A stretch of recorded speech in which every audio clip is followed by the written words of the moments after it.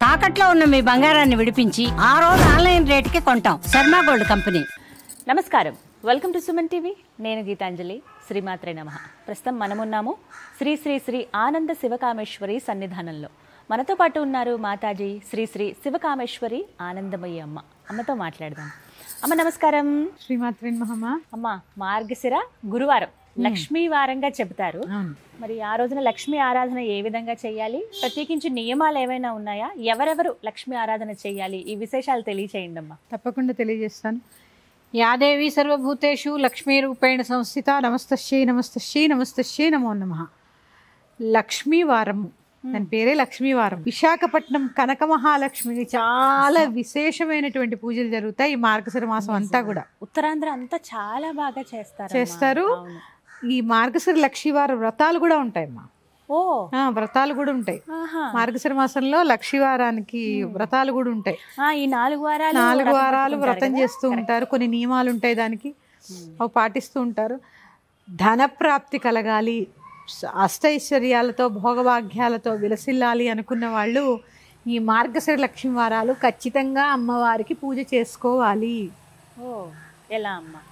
చాలా ఇలా సూర్యోదయాత్ పూర్వమే లేవడం ఇది ఖచ్చితం. అవును.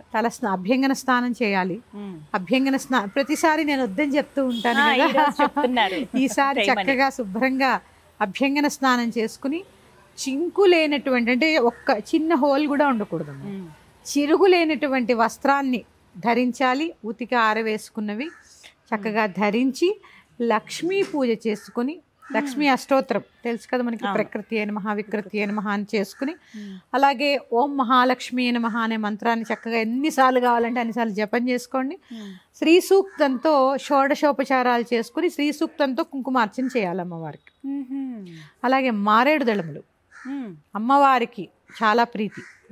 మారేడు దళములు, ఈ మారేడు దళములతో సంపుటీకరణ శ్రీ సూక్తం అని ఉంటుంది. లేదా మీకు ఇదేమీ తెలియదు, శ్రీ సూక్త పారాయణ చక్కగా చేసి మారేడు దళాలతో బిల్వ దళాలతో అమ్మవారిని అర్చించి క్షీరాన్నాన్ని నివేదన చేయడం వల్ల లక్ష్మీ అనుగ్రహం కలుగుతుంది.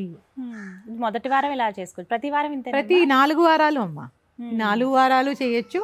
అంటే కొన్ని ప్రాంతాల్లో, మేము ఉత్తరాంధ్ర అటువైపు కాబట్టి మాకు ఆ రోజు కొబ్బరి తినరు. అందరికీ నియమం అని నేను చెప్పను. మాకు ఆ రోజు కొబ్బరి నూనె తలకి రాసుకోవడం కానీ, కొబ్బరి తినకపోవడం, కొబ్బరి ముట్టుకోరు, కొబ్బరికాయ కొట్టరు అమ్మవారికి, ఇట్లా మాకు అప్పుడు నియమాలు మా చిన్నప్పుడు ఉండేవి. మేము ఇప్పటికీ చేస్తూ ఉంటాం. ఇది నేను మీ అందరికీ చెప్పడంలా, మా సాంప్రదాయంగా మేము చేస్తున్నాం అంతే. ఈ పూజ మాత్రం అందరూ చేసుకోవాలి, అందరూ చేసుకోవాలి ఖచ్చితంగా. అష్టోత్తరం, శ్రీ సూక్తం ప్రధానం. అలాగే ఏకభుక్తం, బ్రహ్మచర్యం. లక్ష్మీ అనుగ్రహం కావాలి కదా, చేసుకుని చక్కగా వాదులాడుకోపోవడం చాలా ముఖ్యం. అలాగే సాయంకాలంలో సంధ్యాదీపం వెలిగించడం కూడా చాలా ముఖ్యం. ఈ లక్ష్మీ వారాల్లో సాయంకాలము దీపం లక్ష్మి కదమ్మా. చక్కగా సూర్యోదయం అవుతూ ఉండగానే చాలా మంది ఏమనుకుంటారంటే సూర్యోదయం అయిపోయాక వెలిగిస్తారు దీపం. కాదు, సూర్యోదయం అయిపోతూ సూర్యుడు వెళ్ళిపోయే టైంకే దీపం ఉండాలి. సూర్యాస్తమయంలోనే పెట్టేయాలి. సూర్యుడు వెళ్ళిపోయేటప్పుడు అంటే చీకటి ఉండకూడదని అర్థం అక్కడ. ప్రత్యేకంగా అలాగ చేసుకోండి, చాలా సులువు. ఏమి నియమాలంటే పెద్దగా ఏం లేవు, ఆహార నియమాలు ఏం లేవు. ఏకభుక్తం చేసుకోండి, అల్లం వెల్లుల్లిపాయ తినకండి. చక్కగా ఉతికి ఆరవేసినటువంటి శుభ్రమైన వస్త్రాలు ధరించండి. క్షీరాన్నాన్ని చేసి అమ్మవారికి నివేదన చేసుకోండి. శ్రావణ మాసంలో ఎలా చేసామో అలాగేనమ్మా. చాలా మంది ఏంటంటే శుక్రవారమే అమ్మవారికి అనుకుంటారు, కానీ గురువారమే లక్ష్మీవారము. అసలు గురువారం పేరే లక్ష్మీవారం. మా చిన్నప్పుడు చెప్పేవారమ్మా, సోమవారం ఇందువారం, మంగళవారం భౌమవారం, బుధవారం సౌమ్యవారం, గురువారం లక్ష్మీవారం అనేవారు. శుక్రవారాన్ని భృగువారం అనేవారు. భృగువారం అనేవారు. లక్ష్మీవారం అంటే గురువారమే.